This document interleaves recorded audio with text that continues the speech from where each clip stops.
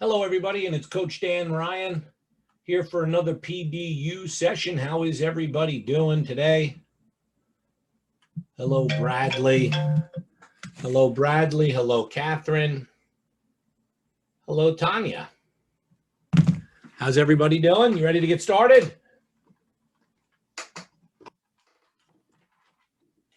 All right, we have an interesting class for you today. All right, which one of you guys are familiar with Oliver Lehman? Have you ever heard that name before?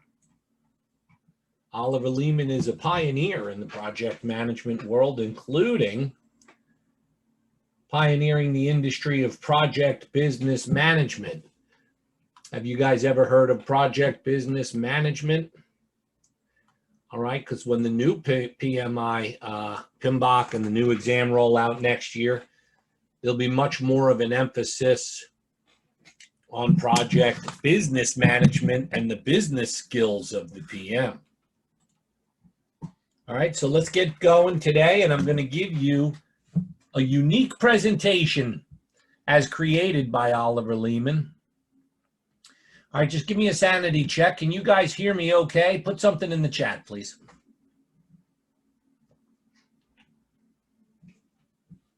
Thank you, Catherine.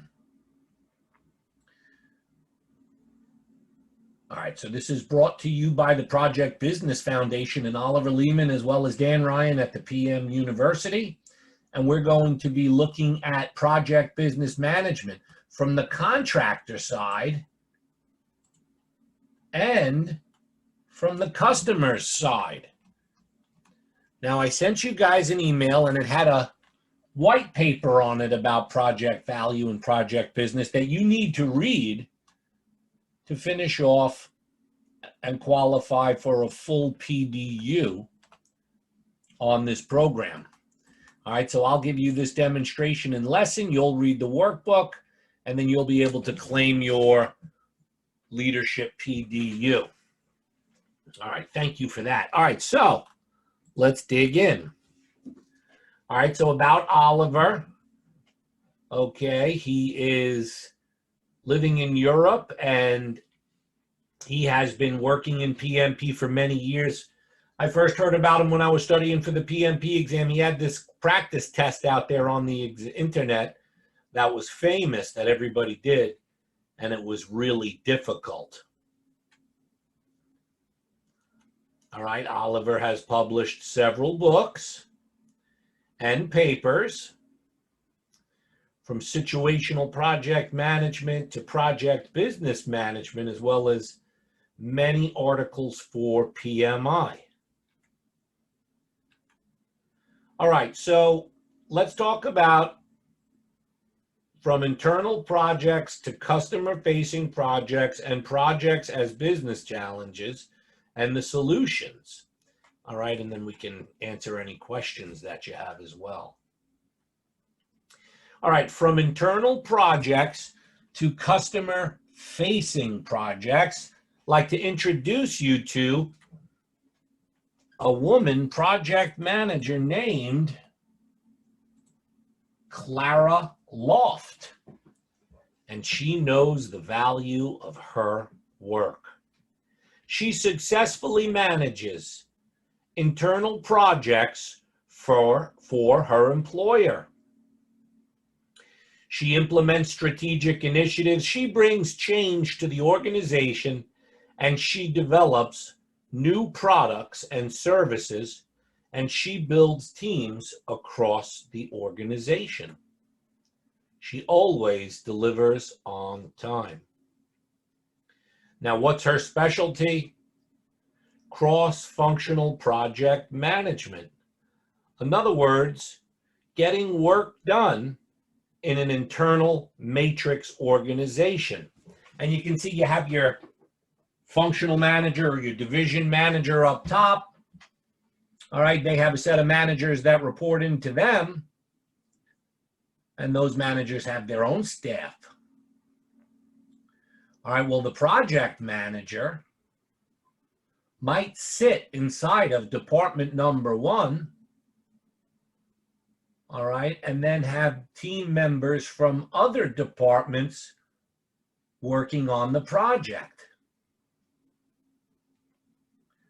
All right, the matrix continuum, so weak matrix. So in this role, in this organizational structure type, the project manager is more of a coordinator, may only work part-time.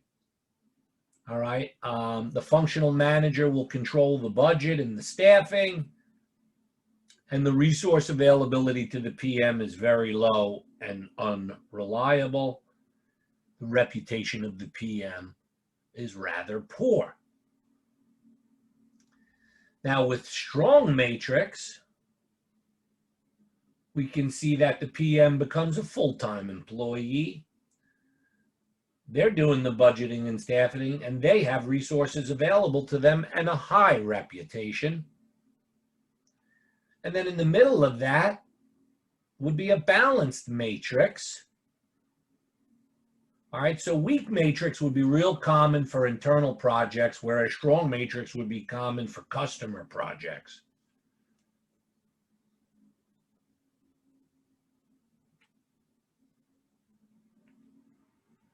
Clara had the skills to be successful in a weak matrix environment.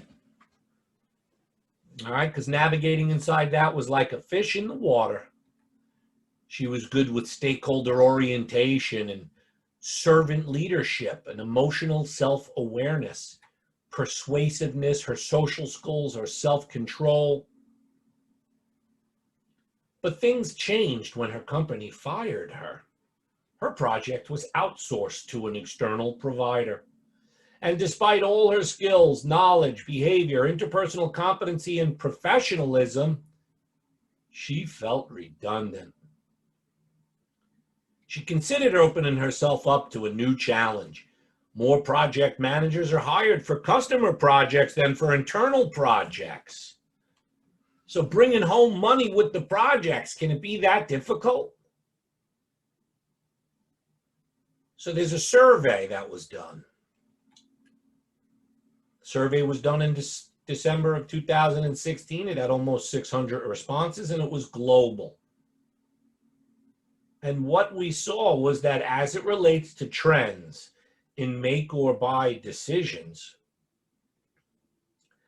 we find that organizations are choosing much more frequently to buy than to make. So Clara came to a decision, and she said, whenever a buy is chosen in a make or buy, a customer project is created for a contractor. And I want to run such a project, a profit center.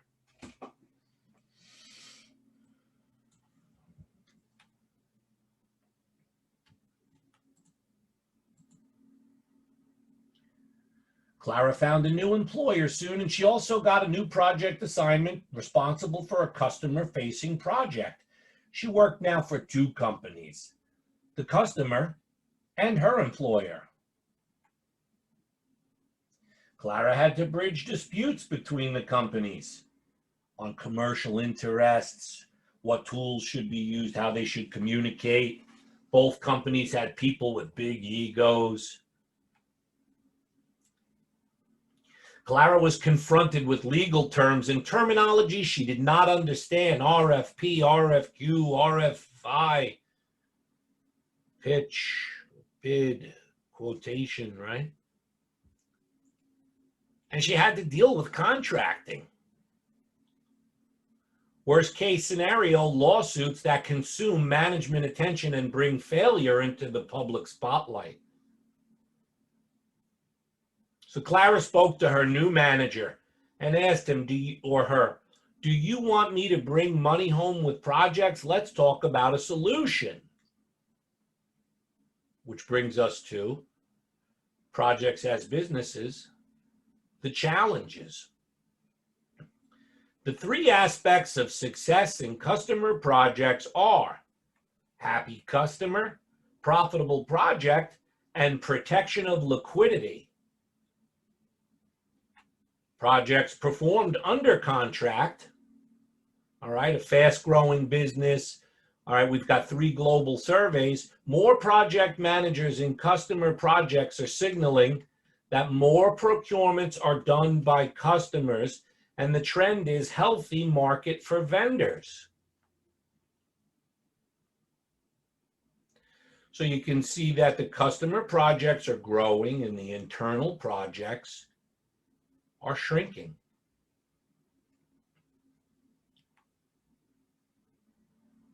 Internal projects and customer projects are different. Internal projects are cost centers, whereas customer projects are profit centers. Internal projects are run by management, and all disputes are solved by management. The final level of resolution for disputes in customer projects is a court of law.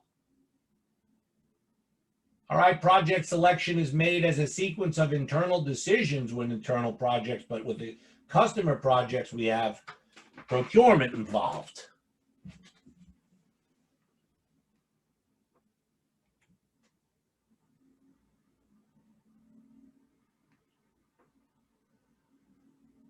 Okay, project budget's usually managed by the sponsor on an internal project, but a PM on a customer project. Management attention for internal projects can be kind of low. When they're dealing with customers and profits, it's a lot higher. And staffing and procurement for internal projects is typically done by functional units, whereas customer projects is done by the PM and the team. In projects under contract, multi-tier project supply networks evolve. Here's a simple example. You got a customer, the buyer, and they got 2 sellers. One seller does everything, but the other seller requires 3 subcontractors. All right, we did a survey for the causes of conflicts in PSNs. And generally, the 3 ideas, the 3 main areas are conflicting business interests, diversity of cultures, and incompatible egos.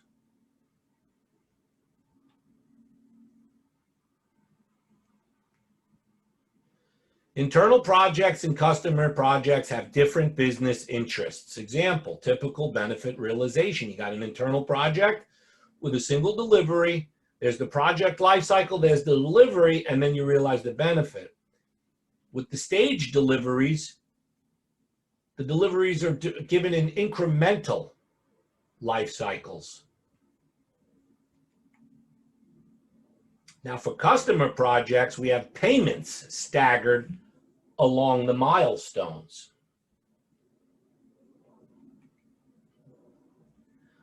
The common process to develop and do the business, right? Buyer, and then seller 1, seller 2, seller 3, and you have the categories make or buy, the procurement docs, an offer, an accepted offer, and then you go into contract and contract management, initiate, execute, deliver, and hand over.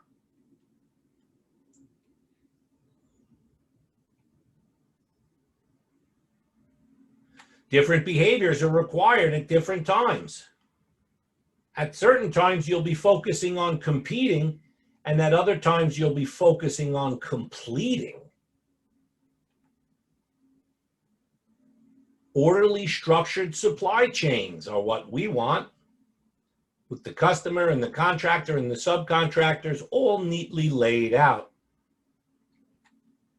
However, we know that it can get very complex and dynamic with project supply networks.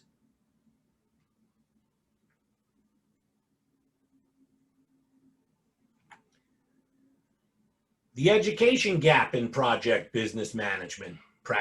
Practitioners are uneducated. Project management, business management, both management disciplines.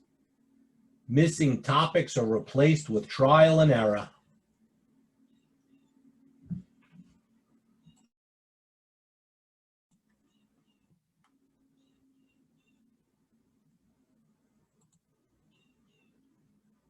Trial and customer projects expensive and mistakes cost even more.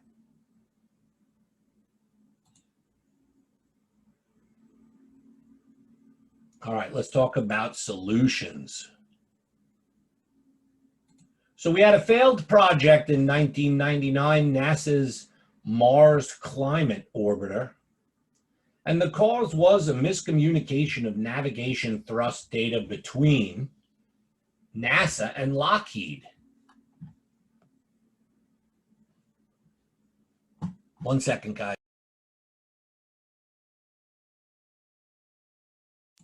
Sorry. All right, so NASA was the buyer and Lockheed was the seller.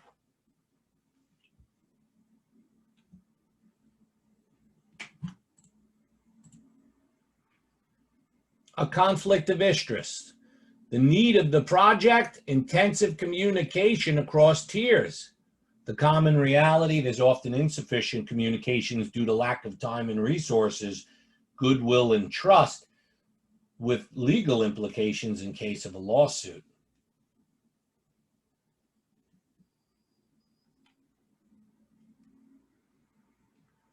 NASA showed the fundamental solution.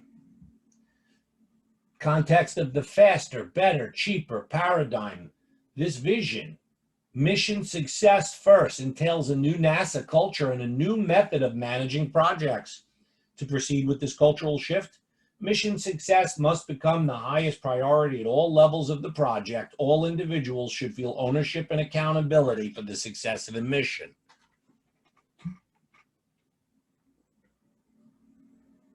A new NASA culture and new method of managing projects. And the second part, all individuals should feel ownership and accountability for the success of the project. Mission success first. All right, so Clara had to learn project business management, and she had two options: learning by trial and error or learning by professional qualification. Clara's employer made a decision to formalize qualification, providing seminars, coaching and mentoring, and literature in good faith.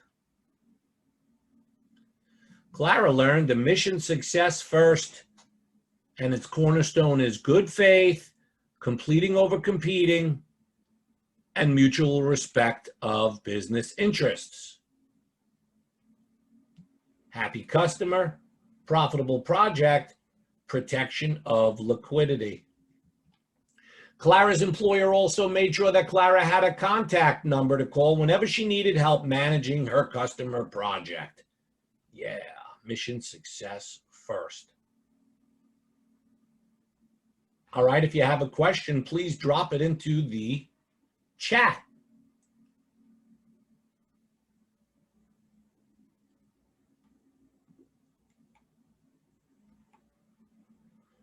Now let's take a look at it from the customer side.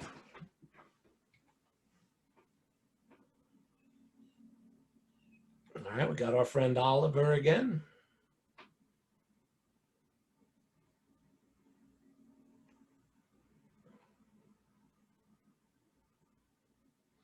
All right, from internally performed projects to complex procurement, project as business, the challenges, the solution, and then, of course, any questions. All right, so meet Mark Miller, a project manager. My project going so well. He successfully manages internal projects for his employer. He implements strategic initiatives. He brings change to the organization. He develops new stuff. He builds the team. And his specialty is getting work done in an internal matrix organization. All right, we saw that before. All right, and we have gone over the different elements of the matrix organizational structures. Now, Mark had the skills to be successful in the weak matrix environment.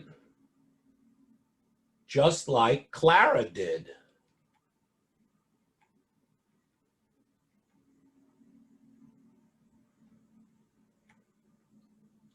However, in his latest project, he had a shortage of many kinds of resources, people, tools, materials, and worst of all, no attention from management.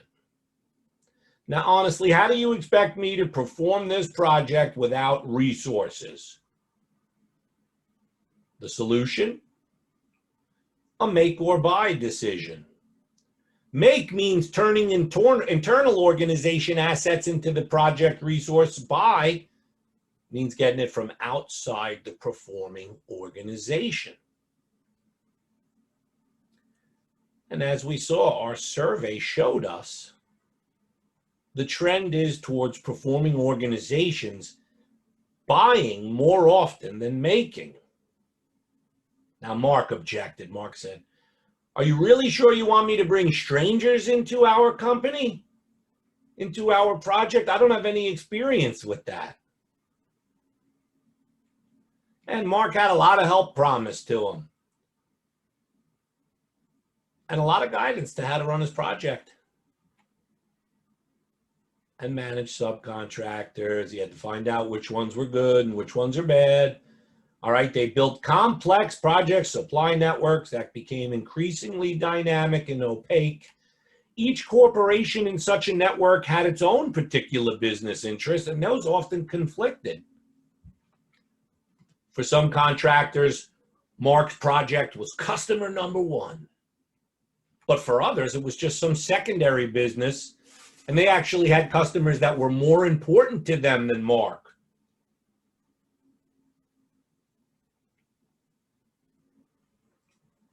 Mark was confronted with all of those same legal terms he didn't understand, but he was forced to learn how to deal with contracting. So Mark spoke to his manager. "We need a solution.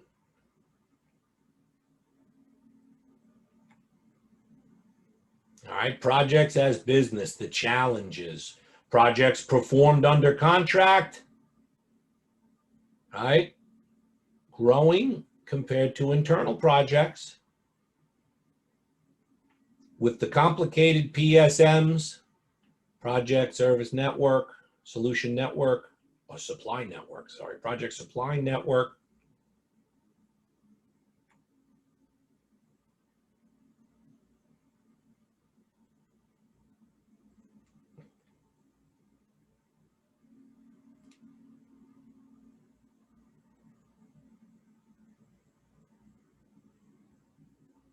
So you see a little bit of overlap here, but that's because these PMs are both following a lot of similar methodologies in terms of realizing the benefits for the customers, and you can see how it differs between internal and customer projects. The common process to develop and do the business, the difference is between competing and completing.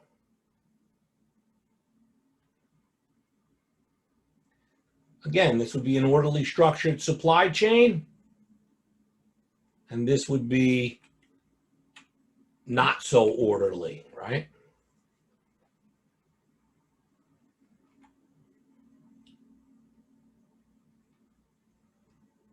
All right, a solution, again, we can talk about the NASA example.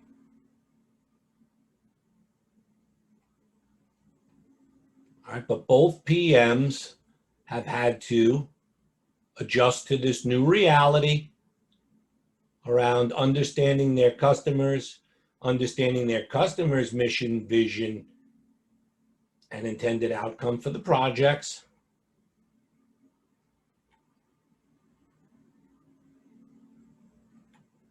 So Mark makes himself aware of these values, including mission success first.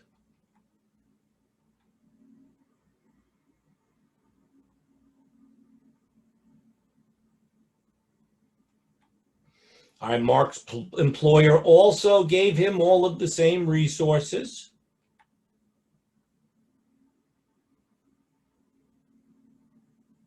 including consulting. And Mark's employer also made sure that whenever he needed, he had a number to help manage the PSN.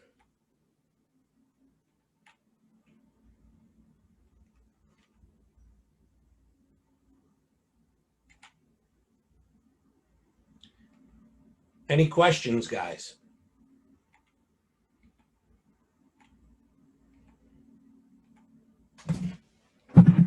All right, let me show you the document that I intend for you to read.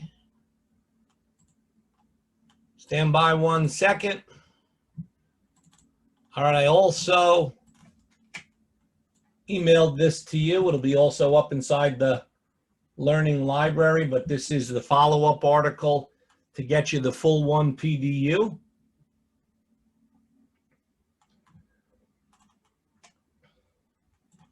A traditional approach to resolve monetary problems in customer projects is cost engineering.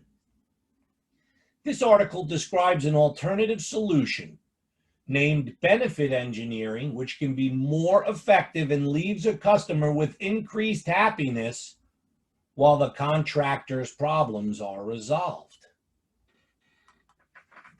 All right, so thank you for attending this class. Please read that workbook in its entirety. And then when you are done, you can use this information here to satisfy your PDU on the PMI website. All right, so what questions can I ask you, or can you ask me before we part today? Do you have any questions?